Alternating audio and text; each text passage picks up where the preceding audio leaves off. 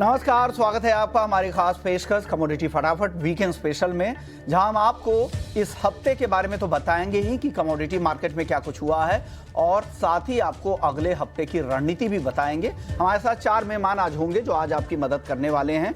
2 मेहमानों से सबसे पहले आपका परिचय करवा दें। हमारे साथ सुगंधा सचदेव हैं, एसएस वेल्थ स्ट्रीट की फाउंडर हैं, और साथ ही गंगानगर कमोडिटीज लिमिटेड के टेक्निकल एनालिस्ट अमित खरे भी हैं, और साथ ही आगे हमारे साथ आनंद गुप्ता होंगे ज्वेलर्स है, और साथ ही दीपक बलानी साहब भी होंगे, डीजी हैं इस्मा के। आप सभी मेहमानों का बहुत बहुत शुक्रिया, आप लोगों ने वक्त निकाला।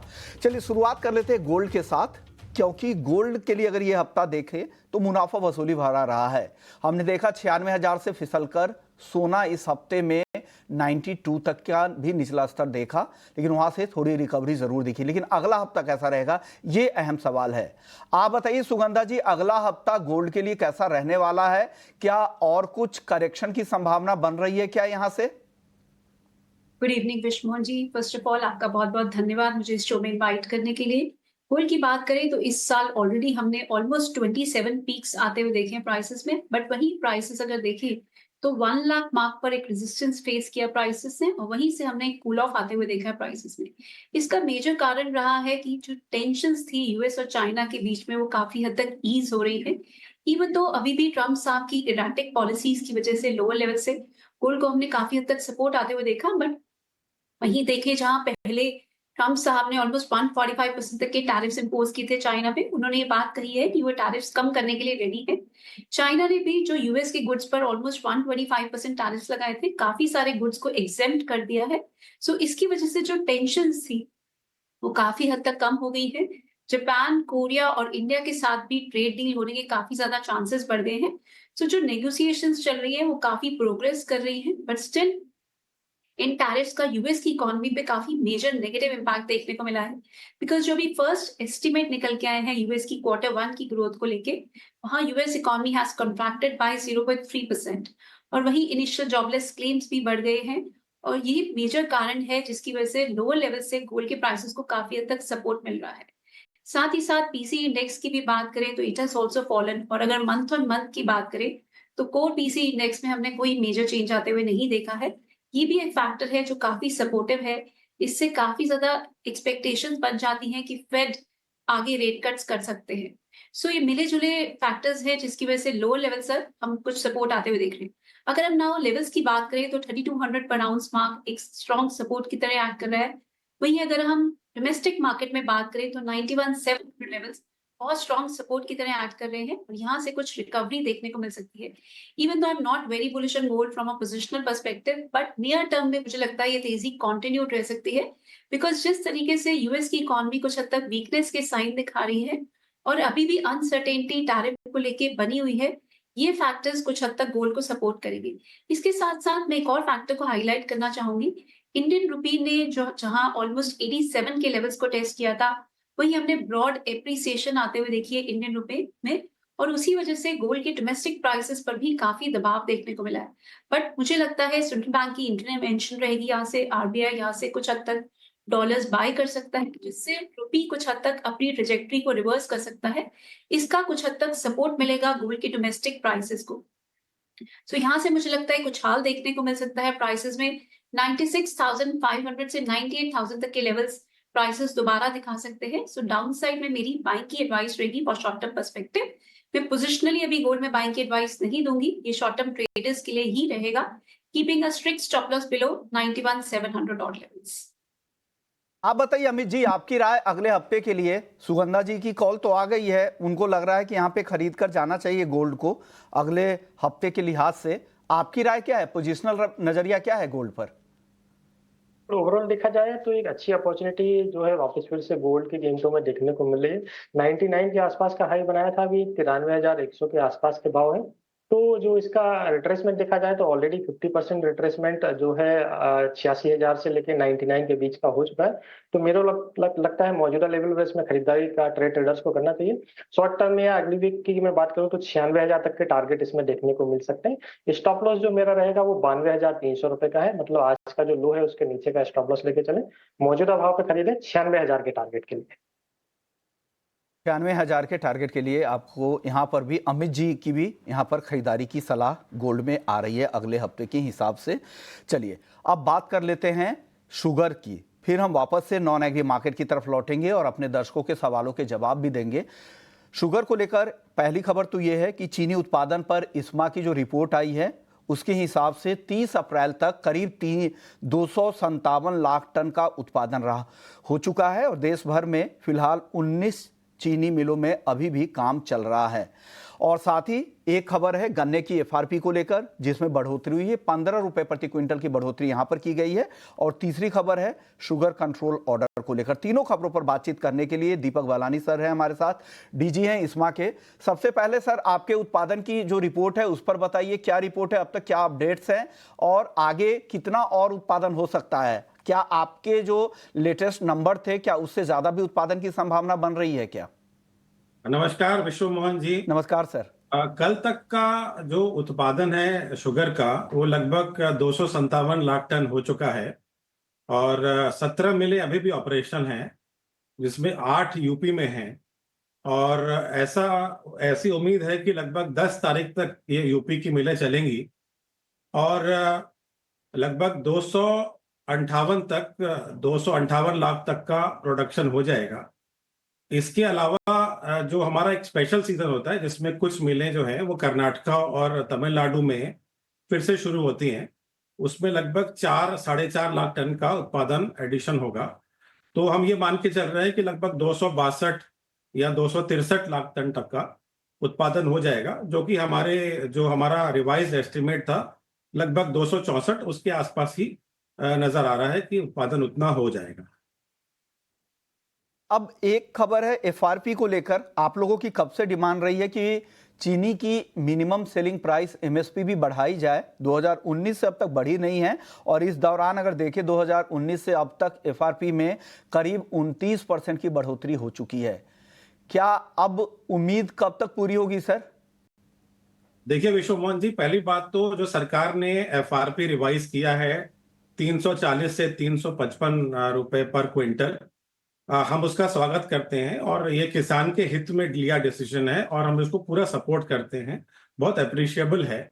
इसके साथ साथ जैसे आपने बोला, क्योंकि इनपुट कॉस्ट जो है एफआरपी सरकार कंट्रोल करती है और आउटपुट कॉस्ट भी सरकार कंट्रोल करती है, जैसे इथेनॉल रेट हो गया या at least minimum selling price sugar का हो गया।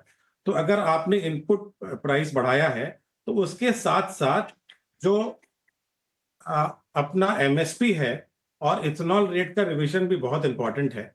तो उसके लिए जो लिंकेज स्टैब्लिश करने वाली बात है कि एक फॉर्मूला जो है उसके तहत अगर रिवाइज आज एफआरपी हुआ तो उसके सामने एमएसपी का भी रिवीजन जो कि लगभग 6 साल से नहीं हुआ है और इथेनॉल का रेट स्पेसिफिकली जो 2 साल पहले हुआ था उसके बाद इसको मिला लें, ये जो एफआरपी इंक्रीज हुई है उसको मिला लें तो लगभग 16.5% इंक्रीज हो गया। तो इनपुट कॉस्ट और कॉस्ट ऑफ प्रोडक्शन बढ़ गया, बट इथेनॉल की प्राइसेस करेक्ट नहीं हुई।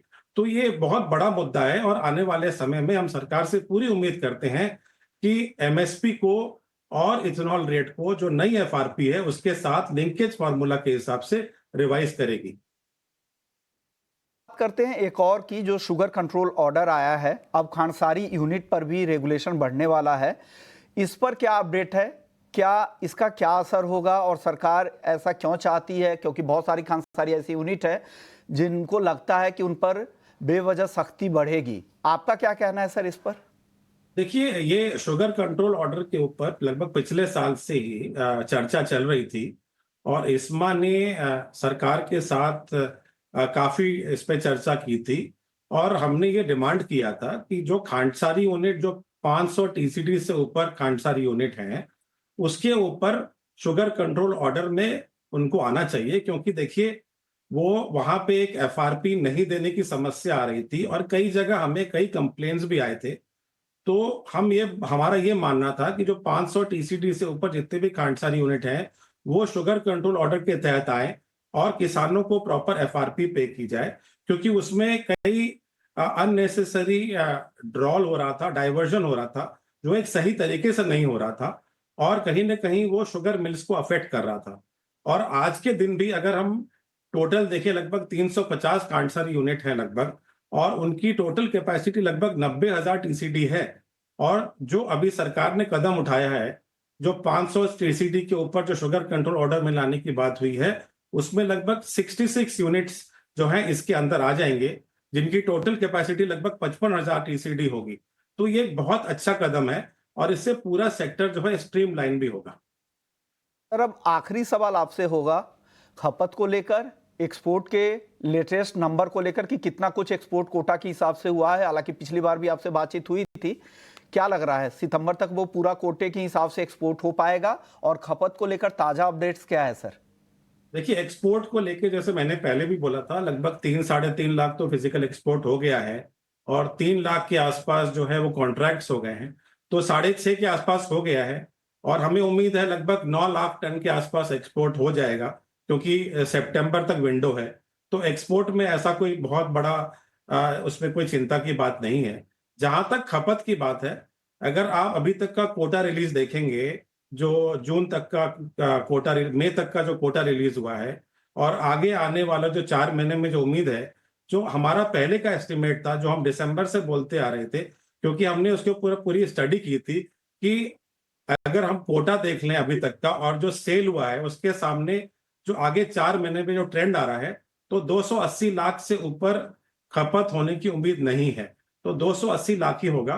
और अगर हम देखा जाए 263 लाख का अगर हमारे पास प्रोडक्शन होता है, 9 लाख टन का लगभग एक्सपोर्ट हो जाता है और 280 लाख टन के आसपास हमारा खपत है और लगभग 33 लाख टन के आसपास हमारा इथेनॉल डाइवर्जन होगा, तो हमारे पास लगभग 52-53 लाख टन का क्लोजिंग स्टॉक रहेगा 30 सितंबर को, जो कि एक बहुत हेल्दी स्टॉक है और कोई चीनी की कोई समस्या नहीं आएगी उपलब्धि की। दीपक जी, आपने वक्त निकाला और तमाम मुद्दों पे खबरें भी कई सारी थी शुगर सेक्टर को लेकर, तमाम खबरों पर आपने अपनी राय दी, अपने अपडेट्स दिए और साथ ही इस्मा की जो नई रिपोर्ट आई है उत्पादन को लेकर वो भी हमारे दर्शकों के साथ आपने शेयर की। शुक्रिया सर। चलिए आगे बढ़ते हैं और अब फिर से हम वापस से नॉन एग्री मार्केट की ओर लौटते हैं। हम गोल्ड सिल्वर की बातचीत कर रहे थे, तो भाव के हिसाब से आपने गोल्ड के भाव तो जान लिए, लेकिन डिमांड के हिसाब से भी बातचीत करते हैं। हमारे साथ आनंद गुप्ता है हरिप्रिया ज्वेलर्स से। आनंद जी, किस तरह की डिमांड की रिपोर्ट आ रही है मार्केट से? अक्षय तृतीया कैसा रहा है ज्वेलर्स के हिसाब से? ऑल इंडिया बेसिस पे क्या रिपोर्ट आ रही है सर? नमस्कार विश्वमोहन नमस्कार जी, सर। आपको अक्षय तृतीया का बहुत बहुत शुभकामना और आपके पूरे हमारे जितने दर्शक हैं उनको भी। अक्षय तृतीया अनएक्सेप्टेबल था इस साल, इसलिए कि इस साल का मतलब महीने का 30 तारीख को ये पर्व पड़ा था और काफी डर था कि भाई 30 तारीख को लोगों के पास में काम रहता है, कम है। लेकिन मतलब भगवान का कृपा से हमारा ऑल ओवर इंडिया में मतलब पिछले साल का जो एक अनुमान था 20 टन का पिछले साल का सेल था, उसको इस बार पूरा कर लिया है। ये बहुत बड़ा बात हो गया। लेकिन पिछले साल इसी 20 टन का रेट था 70 लाख रुपए 1 किलो का रेट था। आज उसका दाम 96 लाख किलो था, 97 लाख रुपए किलो। तो रुपया भी बड़ा हो गया और जो टन जितना टन खपत था उतना टन पूरे ऑल ओवर इंडिया का रिपोर्ट आपको बता रहे हैं कि 20 टन का पिछले साल का जो टर्नओवर हुआ था वो पूरा 20 टन का हिसाब किताब में। इसमें सबसे बड़ा खुशी का बात है कि ज्वेलरी सबसे ज्यादा बिका है। ज्वेलरी कौन का सी jewellery sir? Sir light weight jewellery, heavy jewellery, gold की ज्वेलरी, सिल्वर की या डायमंड की, किस चीज की बिक्री ज्यादा हुई है Anand ji? Light weight jewellery इसलिए नहीं ज्यादा बिक्री हुआ है, लोग लाइट वेट बनाए हुए थे ज्यादा, लेकिन बिका सब कुछ भारी ज्वेलरी ज्यादा है, इसलिए कि लोग को अब इसमें पूरा 100% कॉन्फिडेंस हो गया है कि जो डायमंड गोल्ड ज्वेलरी में जो भी पैसा लगा रहे हैं, डायमंड ज्वेलरी में जो भी पैसा हम लगा रहे हैं, ये मेरा बढ़ता हुआ क्रम में है। और इसी के लिए लोग लाइट वेट ज्वेलरी पहनने के हिसाब से लिया है लोग। लेकिन जो आदमी देखा कि भविष्य के लिए हमको बच्चों का शादी के लिए, चाहे आगे जो मेरे घर में आने वाला त्योहार है उसके लिए, लोग भारी जेवर ज्यादा बिका है सर। भारी जेवर में ज्यादा लोग इंटरेस्टेड थे, इसलिए हम लोग लाइट ज्वेलरी को सबसे ज्यादा बना के रखे थे और सबसे ज्यादा डिस्प्ले किए थे। लेकिन बिका है सबसे ज्यादा भारी ज्वेलरी, जिसके चलते 20 टन सर पूरा है। नहीं तो 20 टन पहुंचना बहुत मतलब लक्ष्य से बहुत दूर का बात हो गया था। रुपया तो उसका कन्वर्ट हो जाता है जितना रुपया पिछले साल था, लेकिन इस बार जो रुपया पूरा है सिर्फ इसलिए पूरा है कि भारी ज्वेलरी ज्यादा बिका है। यानी लाइट वेट वाला ज्वेलरी जो है कम बिका है, पहनने के हिसाब से थोड़ा मोड़ा लोग लिए हैं, ज्यादातर ज्वेलरी, सब लोग वेडिंग ज्वेलरी में ज्यादा दिमाग लगा रहे थे। यानी आपके हिसाब से वैल्यू टर्म में तो अच्छी ग्रोथ दिखी ही है, वॉल्यूम में हालांकि पिछले साल के मुकाबले कम जरूर रही है, लेकिन यहाँ पर भी ठीक ठाक बिक्री हुई है, जबकि ऊंचे भाव थे। आपको बता दें कि अक्षय तृतीया जो पिछला था और इस साल के अक्षय तृतीया में भाव 30% से भी ज़्यादा ऊपर थे। हाल में ही हमने देखा था कि हाजिर में 1 लाख के ऊपर भी भाव गया था और वायदा में भी 99,358 का नया हाई लगा था, लेकिन उसके बाद भी खरीदारी यहाँ पर इस बार भी ठीक ठाक उस लिहाज से देखे तो अच्छी रही और वैल्यू टर्म में तो अच्छी ग्रोथ दिखी है। शुक्रिया आपका, आपने वक्त दिया और ग्राउंड पर क्या स्थिति है इसके बारे में हमारे दर्शकों को बताया। चलिए अब बात करते हैं अपने दर्शकों के सवालों के। कई सारे दर्शक हैं जिन्होंने सवाल भेजने शुरू कर दिए हैं। महावीर हैं बंगलुरु से, क्या सोना कॉमेक्स पर फिर से $3700 और चांदी 3700 आने की उम्मीद है क्या? सुगंधा जी, क्या लग रहा है आपको, $3700 वापस से कॉमेक्स पर और $3700 कॉमेक्स पर चांदी, उम्मीद है क्या? अगर है तो कब तक? विष्णु जी, ये पॉसिबिलिटी अभी भी नजर आती है। अगर ट्रम्प साहब कोई यू टर्न लेते हैं अपने टैरिफ स्टेटमेंट्स को लेके और चाइना और यूएस की डील नहीं होती है, बिकॉज ट्रम्प साहब एंड मोमेंट पे कुछ भी यू टर्न ले सकते हैं। उनके जो भी डिसीजंस होते हैं वो अनएक्सपेक्टेड होते हैं। अगर ऐसा कुछ होता है, ये ट्रेड वॉर एस्केलेट हो जाती है, इन दैट सिनेरियो $3700 भी पॉसिबल है। बिकॉज अभी अगर हम डाउन साइड पे देखें तो even though we were also expecting $3100, because 3250 एक स्ट्रॉन्ग सपोर्ट था, प्राइसेस ने उसको ब्रेक किया, बट वही 3200 पर आउंस पर प्राइसेस ने बहुत अच्छा सपोर्ट लिया है। डॉलर इंडेक्स इवन दो कुछ रिकवरी दिखा रहा है, बट जब तक 100 के ऊपर सस्टेन नहीं करता डॉलर इंडेक्स, बहुत तेजी देखने को नहीं मिलेगी डॉलर इंडेक्स में। सो ये फैक्टर भी गोल्ड के प्राइसेस को अभी भी काफी हद तक सपोर्ट कर रहा है। इसके साथ साथ सेंट्रल बैंक्स की बाइंग अभी भी कंटिन्यूड है। ईटीएफ में भी अगर हम देखें तो पिछले 2 क्वार्टर्स में हमने सिग्निफिकेंट इनफ्लोज आते हुए देखे हैं। ऐसा हमने 4 साल के बाद होते हुए देखा है। पिछले 4 सालों में हमने ग्लोबली ईटीएफ से आउटफ्लोज आते हुए देखे, बट इन्वेस्टमेंट डिमांड काफी स्ट्रांगली रिटर्न कर रही है गोल्ड में।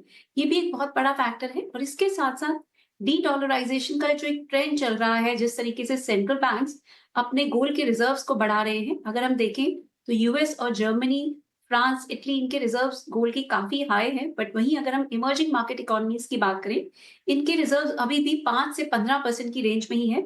सो यहाँ पर काफी स्कोप है कि वो अपने गोल्ड के रिजर्व्स को बढ़ा सकते हैं। चाइना में भी अगर हम देखें तो इंश्योरेंस कंपनीज की साइड से एक सिग्निफिकेंट डिमांड निकल के आ सकती है।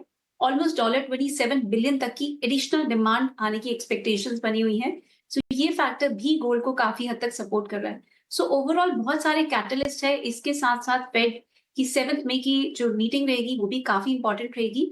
अगर कोई भी हिंट्स निकल के आते हैं फेड की side say about rate cut, because president Trump Fed chair पर काफी ज्यादा प्रेशर बना रहे हैं टू कट रेट्स। अगर कोई भी रेट कट आता है, जिसकी उम्मीद अभी हमें कम नजर आ रही है, बट आगे के लिए अगर कोई इंडिकेशन निकल के आता है, अगर उनका स्टांस डविश रहता है, in that scenario only gold के प्राइसेस $3700 पर आउंस को टेस्ट कर सकते हैं। बट स्टिल मेरा ऐसा मानना है कि वहां पर प्राइसेस सस्टेन नहीं कर पाएंगे, एक स्पाइक ही देखने को मिलेगा। बिकॉज प्राइसेस ऑलरेडी इस साल काफी बढ़ चुके हैं। एक पॉइंट ऑफ टाइम पर हमने ऑलमोस्ट 27% तक के गेन्स इस साल हमने आते हुए देख लिए थे।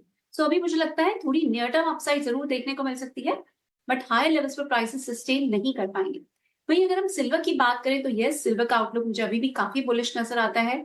अगर हम इस साल ओवरऑल भी बात करें या अगले साल अक्षय तृतीया तक भी बात करते हैं, तो सिल्वर के लिए बहुत सारे कैटलिस्ट हैं जो सिल्वर को ड्राइव कर रहे हैं। इवन दो उस तरीके का मोमेंटम हमने आते हुए नहीं देखा जिस तरीके का गोल्ड में हमने अपसाइड आते हुए देखी है, but silver is also likely to catch up. अगर ग्लोबल इकोनॉमी स्ट्रांगली इस टैरिफ की कंसर्न से रिवाइव करती है, सिल्वर में सिग्निफिकेंट अपटिक देखने को मिल सकता है। चाइना की साइड से स्ट्रॉन्ग डिमांड निकल के आ सकती है, बिकॉज सिल्वर की ओवरऑल अगर इंडस्ट्रियल डिमांड देखें तो वो अभी भी काफी स्ट्रॉन्ग बनी हुई है और 2030 तक भी ये डिमांड काफी स्ट्रॉन्ग रहने की एक्सपेक्टेशंस है। सो जिस तरीके से world is moving towards 5G technology, ये ग्रीन एनर्जी की तरफ रुख हो रहा है ग्लोबली, उसमें सिल्वर की डिमांड काफी हद तक बढ़ने की उम्मीद है। और सिल्वर की मार्केट अभी भी उस डिमांड को कैचअप नहीं कर पा रही है।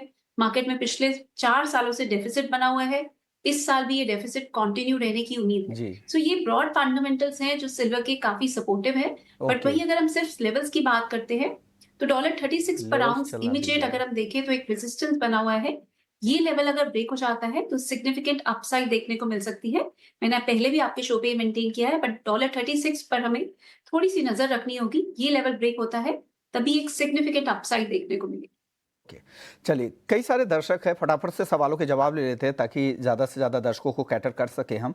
महेंद्र हैं बंगलुरु से, क्या सोने में लंबी अवधि के लिए खरीदारी कर सकते हैं क्या? लंबी अवधि के लिए सोना अभी खरीदना चाहिए क्या अमित जी? ओवरऑल देखा जाए तो सोने की जो लंबी अवधि की मेरे को रेंज नजर आती है वो 90 के आसपास वापस फिर से एक बॉटम बना सकता है। अगर कोई भी मंडी गहराती है तो मेरे को लग रहा है 90,000 के नीचे इस बार मार्केट नहीं जाएगा और वापस फिर से 1,07,000 के आसपास तक टेस्ट करेगा। तो अभी लंबी अवधि के जो ट्रेडर हैं वो यहाँ से ट्रेडिंग या फिर इन्वेस्टमेंट स्टार्ट कर सकते हैं और ईयर एंड तक 1,07,000 तक के टारगेट जो है ऊपर में रख सकते हैं। केंद्र तोमर है नासिक से, इस हफ्ते मतलब अगले हफ्ते के बारे में जानना चाह रहे हैं कि अगले हफ्ते सोना क्या 89,000 रुपए तक और चांदी 90,000 तक आ सकती है क्या? ऐसी उम्मीद है क्या सुगंधा जी? विश्वमोहन जी 89,000 आप प्लीज मुझे इंग्लिश में बताएंगे। 89,000 गोल्ड और 90,000 चांदी। बिल्कुल विश्वमोहन जी, मेरा पोजिशनल व्यू अभी गोल्ड पे बहुत पॉजिटिव नहीं है। मैंने बहुत सारे फैक्टर्स की जरूर बात की, बट अगर ये फैक्टर्स अनफोल्ड करते हैं तभी फर्दर तेजी देखने को मिलेगी। Otherwise I have a view कि 1 लाख के ऊपर प्राइसेस सस्टेन नहीं कर पाएंगे और मेरा ऐसा मानना है कि हायर लेवल से सेलिंग ही देखने को मिलेगी। इसमें थोड़ा सा टाइम लग सकता है, पॉसिबली ये नेक्स्ट वीक ना हो, बट मे एंड तक मैं काफी लोअर साइड के लेवल्स एक्सपेक्ट कर रही हूँ गोल्ड और सिल्वर दोनों में ही। सो थोड़ा सा पेशेंस रखें, we will update on this show. अभी पोजिशनल सेलिंग की भी एडवाइस नहीं रहेगी, हाई लेवल्स की वेट करें अराउंड 98,500 99,000 के आसपास। काफी ज्यादा पॉसिबिलिटी है कि प्राइसेस में सेलिंग प्रेशर देखने को मिलेगा, बट मेरी सजेशन है, मार्केट बहुत वॉलेटाइल है, बहुत सारे ट्रिगर्स हैं जो निकल के आ रहे हैं। अभी थोड़ा वेट करें, पोजिशनल सेल या पोजिशनल बाइंग में दोनों की ही अभी एडवाइस दे दूंगी। अभी सिर्फ शॉर्ट टर्म ट्रेडिंग के लिए जरूर बाइंग कर सकते हैं, बट पोजिशनल सेल के लिए थोड़ा वेट करना प्रेफरेबल रहेगा। अब रिक्वेस्ट करूंगा छोटे छोटे जवाब दीजिएगा, कुछ दर्शकों के सवाल ले लेते हैं। राहुल पटेल है गुजरात से, कच्चे तेल में कितनी गिरावट आएगी अमित जी? कच्चे तेल में लास्ट टाइम हमने देखा था कि 4800 के आसपास एक बॉटम बना था, तो मेरे को लगता है उसके आसपास ही वापस बॉटम बनता नजर आता है। ट्रेडिंग के लिहाज से 4950 जो मौजूदा भाव है वहां पे ट्रेडर्स को खरीदारी करनी चाहिए।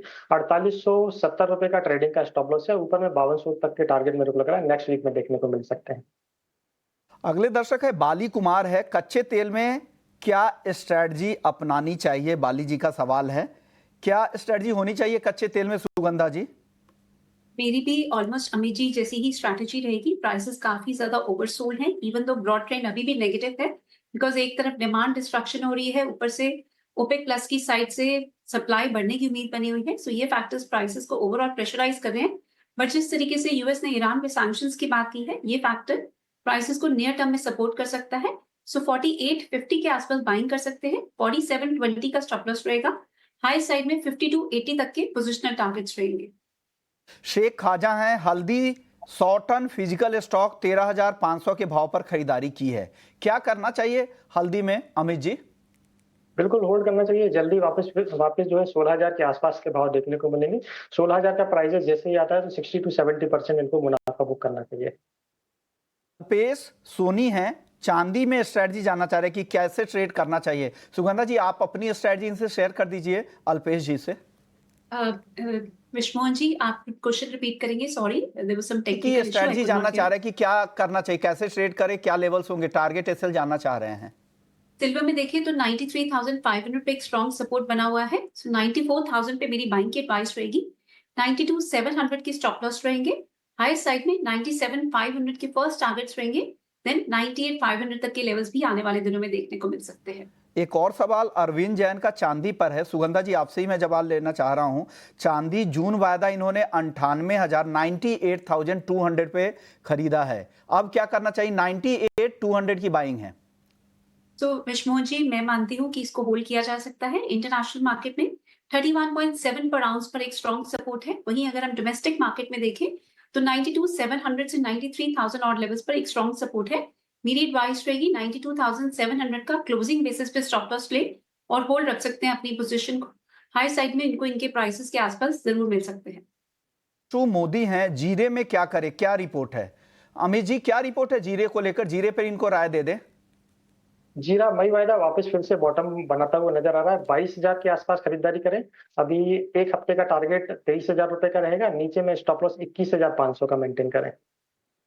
अगले दर्शक है नवीन कोठारी हैं। एक महीने में सोना 85 और चांदी 88, 85 गोल्ड और चांदी 88। लग रहा है अमित जी आपको? अभी हाल फिलहाल करंट स्ट्रक्चर देखते हुए तो नहीं लग रहा कि ये 90 के नीचे भी जाएगा गोल्ड। और चांदी में देखा जाए तो 92,000 एक अच्छा खासा सपोर्ट है, वो ब्रेक करता हुआ नजर नहीं आ रहा। तो खरीदारी के लिहाज से या ट्रेडिंग के लिहाज से 93,100 जो इसका मौजूदा भाव, वहां पर खरीदारी करें। 97,000 तक के टारगेट रखें और नीचे में 92,300 का ऐसा लगाएं। चांदी में 94,500 के करीब खरीदारी करें, 97 तक के टारगेट रखें और नीचे में 93,500 रुपए का ऐसे लेके चलें। ओके, शुक्रिया अमित जी आपका। सुगंधा जी आपका। जाते जाते आप दोनों से डिस्क्लेमर लेना चाहेंगे। सुगंधा जी, कुछ डिस्क्लेमर, जो भी सलाह आपने दी है इससे जुड़े हुए कुछ डिस्क्लेमर दे दें आप अपना। Vishmohan ji, personally, I'm not holding any position in the futures market, but yes, we have been advising similar positions to our clients in the futures segment. I'm personally holding gold bonds and physical gold. आप अपना disclaimer दे दें अमित जी। मेरा personal कोई trade जो है इसमें नहीं है। जो भी ट्रेड्स मैंने यहाँ पे डिस्कस किए हैं वो हमारे क्लाइंट्स के उसमें हो सकते हैं, तो प्लीज अपने फाइनेंशियल एडवाइजर से सलाह लेकर ही इसमें ट्रेड बनाएं। शुक्रिया आप दोनों मेहमानों का, आपने वक्त निकाला, हमारे दर्शकों को गाइड किया कि अगले हफ्ते उन्हें किस तरह की रणनीति बनानी चाहिए। तो कमोडिटी फटाफट वीकेंड स्पेशल में फिलहाल इतना ही। बाकी खबरों के लिए आप बने रहिए हमारे साथ।